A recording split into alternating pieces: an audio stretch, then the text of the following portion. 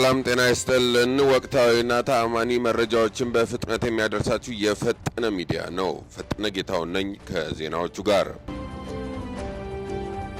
በ2018 ምርጫ የአዲስ አበባ ከተማ ምክር ቤት ውድድር ላይ የብልጽግና ፓርቲ ሁለት እጅግ ታዋቂ የሆኑ አዳዲስ ፊቶችን ወደ ፖለቲካ ሜዳ አስገብቷል ተባለ። በርካታ የሱዳን መደበኛ ጦር አባላት የደንብ ልብሳቸውን እንደለበሱ ወደ ኢትዮጵያ ድንበር በመሻገር እጃቸውን እየሰጡ መሆኑ ታወቀ። በአዲስ አበባ በሚገኙ የተለያዩ የሁለተኛ ደረጃ ትምህርት ቤቶችና መኖሪያ መንደሮች ውስጥ ታዳጊዎች ለጤና ጠንቅ የሆኑ መድኃኒቶችንና አደንዛዥ እጾችን በተደራጀ መልኩ እየተጠቀሙ መሆኑን የሚያሳዩ መረጃዎች ወጥተዋል ተባለ። በሲልቨር ስፕሪንግ አካባቢ ስራቸውን ሲያከናውኑ የነበሩት የጥርስ ሐኪሙ ዶክተር ኤርሚያስ ሄማይ በታካሚዎች ላይ ተደጋጋሚ ወሲብ ጥቃት ፈጽመዋል በሚል በቁጥጥር ስር ውለዋል። በአሜሪካና በሌሎች 24 ሀገራት አዲስ የኮቪድ-19 ዝርያ ያለው BA.3.2 በፍጥነት እየተስፋፋ ይገኛል ተባለ። የዶናልድ ትራምፕ አስተዳደር ከኢራን ጋር የሰላም ድርድር ያደረገ ባለበት በዚህ ወሳኝ ወቅት አሜሪካ በሺዎች የሚቆጠሩ ልዩ ወታደሮቿን ወደ ቀጠናው ለመላክ መወሰኗም ተሰምቷል። ዝርዝር መረጃውን ቃል ኪዳን እሱ ባለው እንደሚከተለው ታቀርባለች።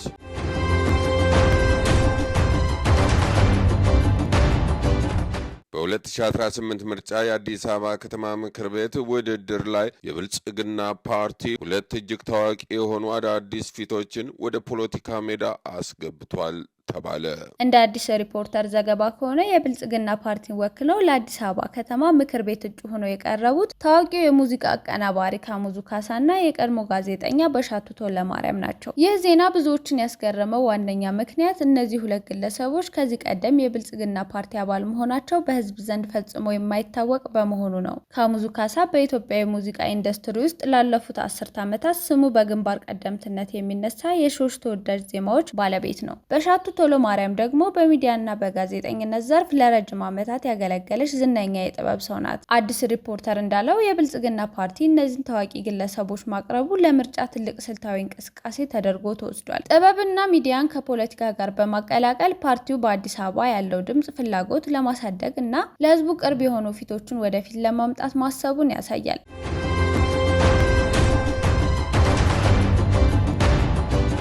በርካታ የሱዳን መደበኛ ጦር አባላት የደንብ ልብሳቸውን እንደለበሱ ወደ ኢትዮጵያ ድንበር በመሻገር እጃቸውን እየሰጡ መሆኑ ታወቀ። ባለፉት ጥቂት ቀናት በሱዳን ብሉ ላይን ግዛት በምትገኘው ኩርሙክ ከተማ በሱዳን መደበኛ ጦርና በሁለት ጥምር ኃይሎች መካከል ከባድ ውጊያ ሲካሄድ ቆይቷል። የፈጣን ደራሽ ኃይሎች እና የሱዳን ህዝባዊ የነጻነት ንቅናቄ ሰሜን ናቸው። ጥምር ኃይሉ ከተማዋን ሙሉ በሙሉ ተቆጣጥሯታል። ይህንን ተከትሎ የኃይል ሚዛኑ በመለወጡ የመደበኛው ጦር አባላት ወደ ኢትዮጵያ ድንበር ለመሸሽ ተገደዋል። በቤኒሻንጉል ጉሙዝ ክልል አሶሳ ዞን ኩርሙክ ወረዳ የሚገኙ ነዋሪዎችና የመንግስት ባለስልጣናት እንደገለጹት የሱዳን ወታደሮች የጦር መሳሪያቸውን ይዘውና የደንብ ልብሳቸውን እንደለበሱ ወደ ኢትዮጵያ ግዛት ገብተዋል። እነዚህ ወታደሮች ለኢትዮጵያ የጸጥታ ኃይሎች እጃቸውን እየሰጡ ይገኛሉ።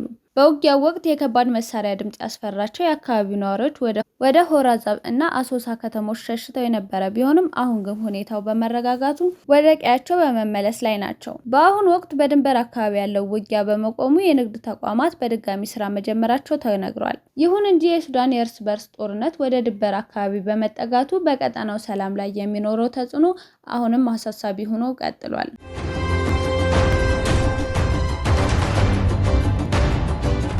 በአዲስ አበባ በሚገኙ የተለያዩ የሁለተኛ ደረጃ ትምህርት ቤቶችና በመኖሪያ መንደሮች ውስጥ ታዳጊዎች ለጤና ጠንቅ የሆኑ መድኃኒቶችንና አደንዛዥ እጾችን በተደራጀ መልኩ እየተጠቀሙ መሆኑን የሚያሳዩ መረጃዎች ወጥተዋል ተባለ።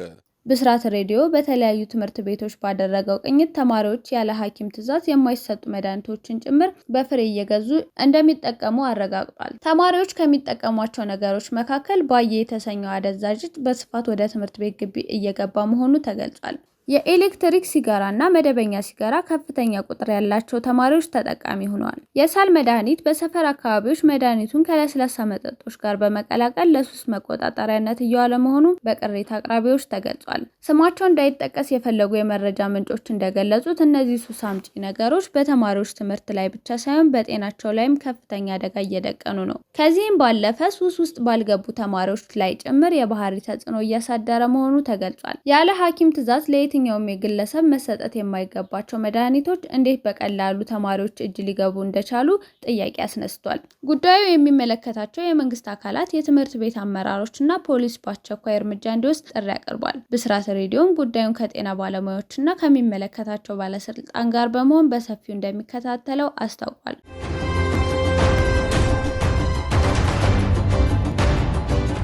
በሲልቨር ስፕሪንግ አካባቢ ስራቸውን ሲያከናውኑ የነበሩት የጥርስ ሐኪሙ ዶክተር ኤርሚያስ ሄማይ በታካሚዎች ላይ ተደጋጋሚ የወሲብ ጥቃት ፈጽመዋል በሚል በቁጥጥር ስር ውለዋል። እንደ ፖሊስ ሪፖርት ከሆነ ምርመራው የተጀመረው ባለፈው ማርች 2 2026 ነው። አንዲት ታካሚ ለፖሊስ በሰጠችው ጥቆማ የ36 ዓመቱ ዶክተር ኤርሚያስ ሄማይ የሕክምና ስነ ምግባርን በጣሰ መልኩ ጥቃት እንደፈጸመባት ገልጻለች። ይህ ዶክተር ጥቃቱን የሚፈጽምበት መንገድ የጽዳት ሰራተኞችና ረዳቶች ክፍሉን ለቀው እስኪወጡ ድረስ በመጠበቅ ከዛም ታካሚዋ ረዳት በሌለበት ሁኔታ ላይ እያለች በሕክምና ክፍሉ ውስጥ 2 ጊዜ ጥቃቱን እንደፈጸመባት ተረጋግጧል። የፖሊስ ልዩ ሰለባዎች ምርመራ ክፍል ባደረገው ጥልቅ ምርመራ ተጎጂዋ ያቀረበችው ክስ የሚያረጋግጡ ጠንካራ ማስረጃዎችን አግኝቷል። በዚህም ምክንያት ዶክተር ኤርሚያስ ባለፈው ሳምንት በቁጥጥር ስር ውሏል። በአሁኑ ወቅት በዶክተሩ ላይ የተመሰረቱበት ክሶች 3 የወሲብ ወንጀል ክሶችና 5 የጥቃት ክሶች ናቸው። ነገር ግን ጉዳዩን ይበልጥ አሳሳቢ የሚያደርገው ይህ ድርጊት የዶክተሩ የመጀመሪያ ጥፋት አለመሆኑ ነው።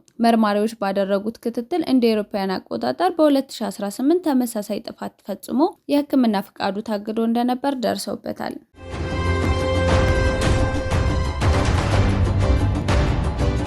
በአሜሪካና በሌሎች 24 ሀገራት አዲስ የኮቪድ-19 ዝርያ ያለው BA.3.2 በፍጥነት እየተስፋፋ ይገኛል ተባለ። ታዋቂው የብሪታንያ የዜና ተቋም ዘ ኢንዲፔንደንት እንደዘገበው ክትባቶችን የመቋቋም አቅም እንዳለው የተነገረውና 75 የዝርያ ለውጦችን ያካተተው BA.3.2 ለመጀመሪያ ጊዜ በ2024 በደቡብ አፍሪካ የተገኘ ሲሆን አሁን ላይ ግን ስርጭቱ ከአህጉራት አልፎ ከፍተኛ ፍጥነት እየጨመረው መሆኑ ታውቋል። ተመራማሪዎችን እጅግ ያስገረመውና ስጋት ላይ የጣላቸው ጉዳይ የቫይረሱ ዝርያ ለውጥ ወይም ሚውቴሽን መጠን ነው። ይህ ቫይረስ በሰውነታችን የኤችአይቪ ስፓይክ ፕሮቲን ላይ እስከ 75 የሚደርሱ የዝርያ ለውጦችን አካቷል። ይህም ቫይረሱ የሰውነታችንን በሽታ የመከላከል አቅም ስርዓት በቀላሉ እንዲያታልልና በአሁኑ ወቅት በስራ ላይ ያሉ ክትባቶችን የመከላከል አቅም ሰብሮ እንዲያልፍ ሊረዳው እንደሚችል ሳይንቲስቶች አስጠንቅቀዋል። ምንም እንኳን የቫይረሱ ስርጭት ሰፊ ቢሆንም እስካሁን በታካሚዎች ላይ የታየው የጤና ቀውስ ከባድ አለመሆኑ ተገልጿል። ሆኖም ግን የክትባት ውጤታማነት ላይ ተጨማሪ ጥናቶች እንደሚያስፈልጉ ተመራማሪዎች እየገለጹ ይገኛሉ።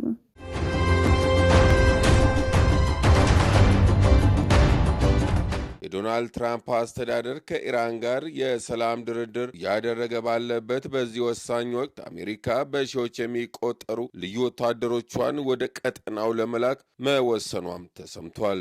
እንደ CNN ዘገባ ከሆነ ዋሽንግተን ከ1000 እስከ 3000 የሚጠጉ ታዋቂውን የ82ኛው የአየር ወለድ ክፍለ ጦር አባላት ወደ መካከለኛው ምስራቅ ልትልክ ነው። ይህ ክፍለ ጦር በማንኛውም ሰዓት ለክዋኔ ዝግጁ ይሆንና ትዕዛዝ በደረሰው በጥቂት ሰዓታት ውስጥ መሰማራት የሚችል የአሜሪካ የቁርጥ ቀን ኃይል እንደሆነ ይታወቃል። ከእነዚህ አየር ወለድ ወታደሮች በተጨማሪ የባህር ኃይሎች ልዩ ኃይሎችም ወደ አካባቢው እያመሩ መሆኑ ተገልጿል። አሜሪካ በጠረጴዛ ዙሪያ ድርድር እያደረገች ቢሆንም በቀጠናው ያለው ወታደራዊ አቋሟን ማጠናከሯ ግን አልተወችም። ይህም ለኢራን በሰላም ካልተስማማው ወታደራዊ አማራጮች ዝግጁ ነን የሚል መልእክት ሊሆን እንደሚችል ተንታኞች ይናገራሉ።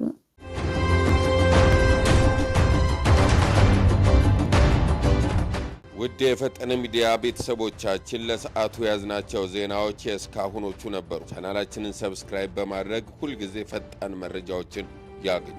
በያላችሁበት ሰላም ቆዩ።